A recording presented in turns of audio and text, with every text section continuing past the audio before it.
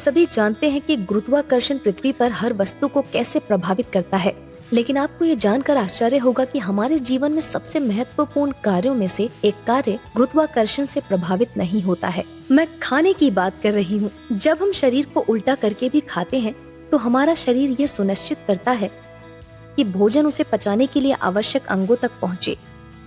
अतः योग का अभ्यास करना और कुछ अच्छे कौशल दिखाने में मजा आएगा। हमारा उद्देश्य पाचन के शरीर क्रिया विज्ञान को समझना है, जिसमें अंतर्ग्रहण, पाचन, अवशोषण और बहिक्षेपण शामिल है। भोजन मुंह के माध्यम से शरीर में प्रवेश करता है।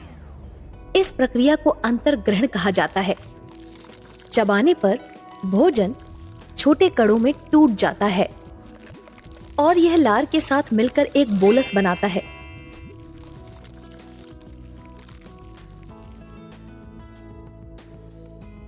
यह बोलस तब क्रमाकुंचन गति द्वारा ग्रसिका में प्रवेश करता है और फिर अमाशय के रूप में ज्ञात एक कोश पेशीय बैग तक पहुंचता है। अमाशय में कुछ एंजाइम्स और हाइड्रोक्लोरिक अम्ल होते हैं।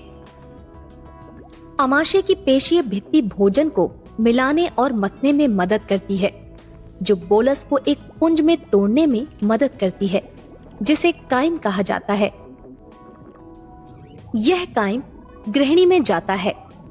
अग्नाशय, पित्ताशय और यकृत सहायक पाचन अंग होते हैं।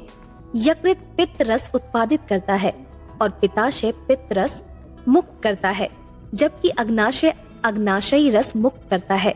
ये स्राव गृहिणी में हिपैटोपैनक्रियाटिक वाहिनी के माध्यम से प्रवेश करता है। पित्त रस वसा के अणुओं पर कार्य करता है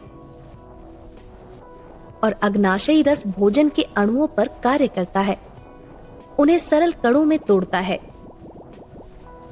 इसके बाद पचे हुए भोजन के कण छोटी आंत्र के निचले भाग में चले जाते हैं। आंतरिक सतह का काट दृश्य में आंत्र की आंतरिक सतह पर कई असंख्य दीर्घ रोम दिखाई देते हैं। पचने वाले साधारण भोजन कणों में पोषक तत्व, अपशिष्ट कण और कुछ जल अणु शामिल होते हैं। एक विलस को नजदीक से देखने पर रक्त वाहिकाओं और लैक्टियल का पता चलता है। पोषक तत्व रक्त और लैक्टियल में अवशोषित हो जाते हैं। यह भोजन अंततः शरीर के विभिन्न भागों में पहुंचाया जाता है, जिसे उन्हें ऊर्जा प्राप्त होती है। शेष अनअवशोषित अपशिष्ट कण और जल अणु आगे बढ़ते हैं।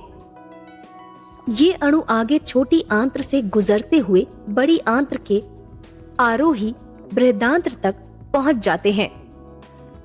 यहाँ से यह अनुप्रस्थ बृहदांत्र से होकर अवरोही बृहदांत्र तक पहुंच जाते हैं।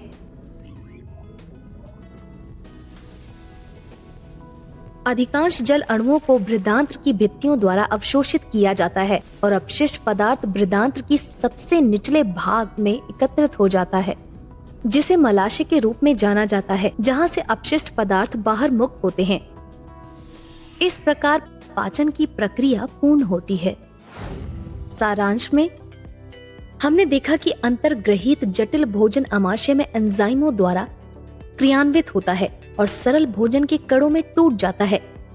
फिर गृहिणी में एंजाइम इन कणों पर कार्य करते हैं और आगे उन्हें सरल कणों में तोड़ देते हैं, जिन्हें अब छोटी आंत्र में दीर्घ रोम द्वारा अवशोषित किया जा सकता है। यह भोजन शरीर के विभिन्न भागों में पहुंचता है, जिससे उन्हें ऊर्जा प्राप्त होती है। अनअपचयित भोजन और जल अणु बड़ी आंत्र में चले जाते हैं, जहां जल अणु आंत्र भित्तियों द्वारा अवशोषित होते हैं और अनअपचयित भोजन मलाशय में एकत्र हो जाता है और अंत में बहिक्षेपित हो जाता है। आपको पता है, जब मैं छोटी थी तब मेरी माँ हमेशा मुझे 32 बार अपने भोजन को चबाकर खाने के लिए कहती थी। वो कहती थी कि ये हमें भोजन को बेहतर ढंग से पचाने में मदद करता है, और आज पता चला कि ये एक सच्चाई है। इसलिए भोजन को ठीक से चबाइए और अधिक रोचक वीडियो के लिए हमारे